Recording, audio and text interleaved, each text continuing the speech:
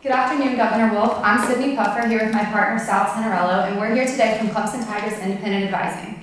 Jumping right in, we do not believe Senate Bill 826 is the most ethical or efficient way to increase gender diversity on corporate boards, and we'd like to tell you the financial, legal, and ethical reasons why we believe this. To quickly recap, the goal of the bill is to increase gender diversity on corporate boards. Here you can see the specifics for year end. This law will impact 89% of California-based companies over the next 3 years.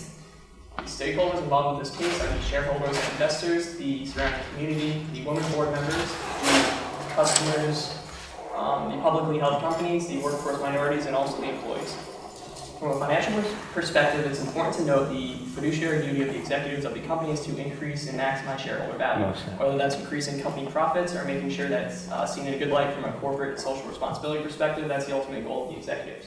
Post and Byron in 2015 conducted a meta-analysis of 100 studies and firms in 35 countries, and they found that there's a 47,000% correlation between board gender diversity and accounting performance, and they found that there was an even smaller correlation between board gender diversity and total market performance.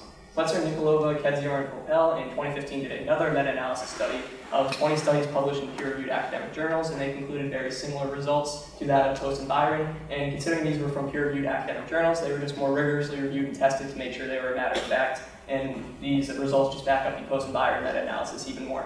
So my question is it really causality that's causing the financial performance to increase, or is it other factors? I want to focus for a second for the gender and ethnic diversity within the companies. Ethnic diverse companies actually have a higher percent correlation with doing better if they're more ethnically diverse compared to if they're gender diverse. The Russell 3000 also had 25% growth in the past 5 years. Considering the market crash in 2008, you would assume that it re-leveled out after 4 or 5 years. So all the statistics of growth within the past 5 years should be consistent with normal economic growth within companies. As you can see from the chart on the right, the Russell 3000 growth total market index went from just above 4,000 to just below 8,000.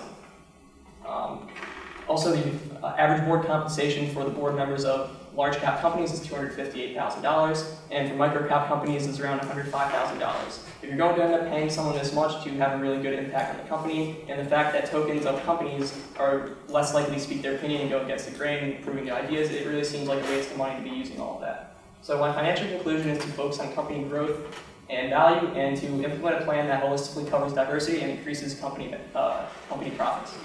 Now we'll take a look at the legal reasoning why we believe Senate Bill 826 to be unethical. First, we'll look at the 14th Amendment of the U.S. Constitution. The Supreme Court has held under this amendment that quotas are unconstitutional as they deny people their individuality. If this were to come as a gender discrimination case under a federal court, it would face intermediate scrutiny. What this means is that California would have to prove this law is addressing an important governmental interest. California would also likely have to prove discriminatory behavior towards females on corporate boards. While there is a slight chance this law could get through a federal court, once it comes to a state court, the law would have to face strict scrutiny.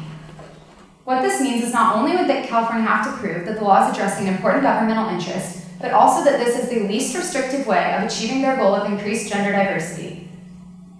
While we are going to present to you less restrictive ways, and other countries have already done this, such as the 30% Club in the United Kingdom, we know for a fact there are less restrictive ways of achieving this goal. There is essentially no chance this law could be declared constitutional in a California state court. The Internal Affairs Doctrine tells us that only one state has the authority to regulate a company's internal affairs, which include the composition and election of the board of directors.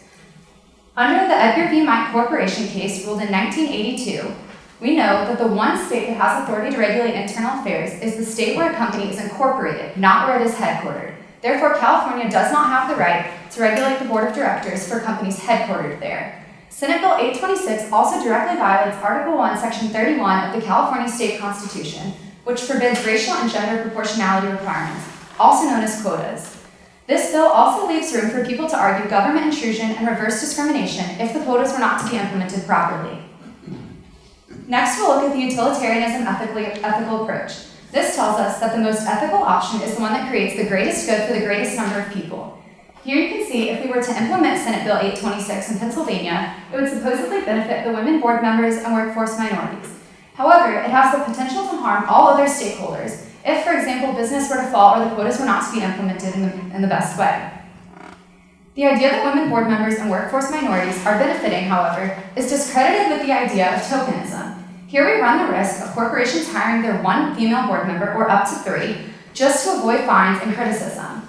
But the females may not be given proper say or fair voting power if they're seen as a token. Facts show that if a woman holds one of the top 5 boardroom positions, likelihood of another woman claiming one of the other 4 positions falls by 51%. Governor Wolf, now that we've told you our financial, legal, and ethical reasoning why we do not believe you should accept Senate Bill 826, we'd like to offer you some actionable recommendations of paths we believe you should take.